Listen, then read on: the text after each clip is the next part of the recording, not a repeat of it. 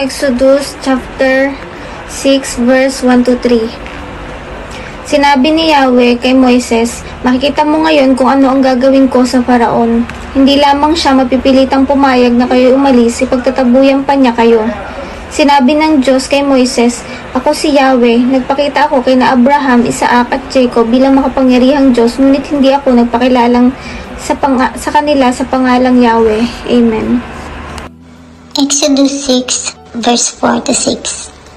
Gawa ako ng kasunduan sa kanila, na ibibigay ko sa kanila ang lupain ng Kanaan, kung saan sila nanirahan bilang mga dayuhan. Narinig ko ang hinaing ng mga Israelita na inaalipin ng mga Ehipsyo at inalalak ko ang kasunduan ko sa kanila. Kaya sabihin mo sa mga Israelita, ako ang Panginoon, palalayain ko kayo sa pagkaalipin sa Ehipto. Sa pamamagitan ng aking kapangyarihan, matinding parusa ang ibibigay ko sa mga Ehipsyo, at ililigtas ko kayo sa pagkaalipin. Isang magandang hapon sa ating lahat. Ang aking babasahin ay mula sa libro ni Exodus chapter 6 verses 7 to 10. Ituturing ko kayong aking sariling bayan at ako ang magiging Diyos ninyo, at makikilala ninyong ako si Yahweh, ang inyong Diyos, ang nagligtas sa inyo sa pagpapahirap ng mga Ehipsyo. Dadalhin ko kayo sa lupaing ipinangako ko kina Abraham, Isaac at Jacob, at iyon ay ibibigay ko sa inyo. Ako si Yahweh. Sinabi ito ni Moises sa mga Israelita, ngunit ayaw na nilang maniwala dahil sa panghihina ng loob at dahil sa matinding kahirapang kanilang dinaranas. Nang muli silang mag-usap, sinabi ni Yahweh kay Moises, ang mabuting salita ng Diyos. Amen. Isang mapagpalang araw po sa ating lahat. Narito po ang aking daily devotion sa book of Exodus chapter 6 verse 11 to 13 po. So basahin po natin. Pumunta ka sa Paraon at sabihin mong payagan ng umalis ang mga Israelyeta. Kung ang mga Israelyeta ay ayaw makinig sa akin, ang Paraon pa kaya? Ako'y hindi mahusay magsalita, sagot ni Moises. Ngunit sinabi ni Yahweh kina Moises at Aaron, sabihin ninyo sa mga Israelyeta at sa Paraon na inataasan ko kayo na ilabas sa Ehiptong mga Israelyeta. Amen po. Good morning, tayo po muli magbahagi ng ating devotion sa Exodus chapter 6 verses 14 to 16. Sabi po dito, ito ang mga puno ng pinagmulang angkan ni na Moses at Aaron. Ang kay Ruben na siyang panganay ni Israel ay sina Enoch, Palu, Hezron at Carmi.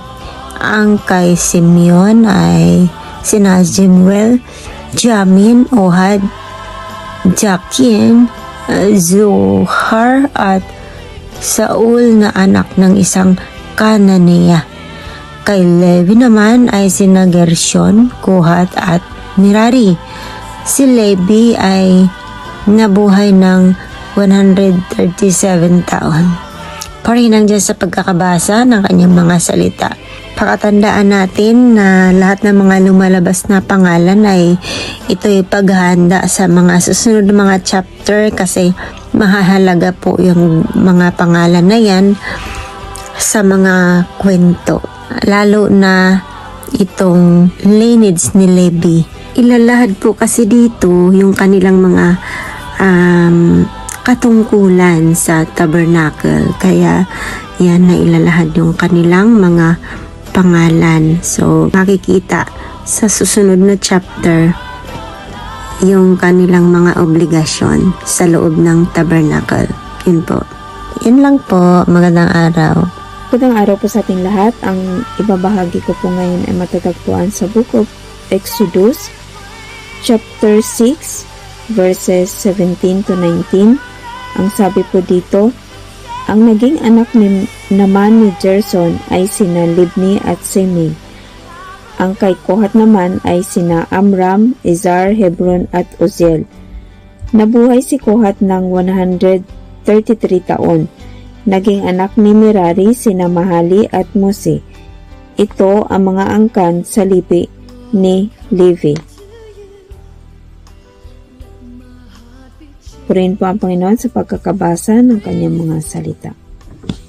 Exodus chapter 6 verse 20 to 22.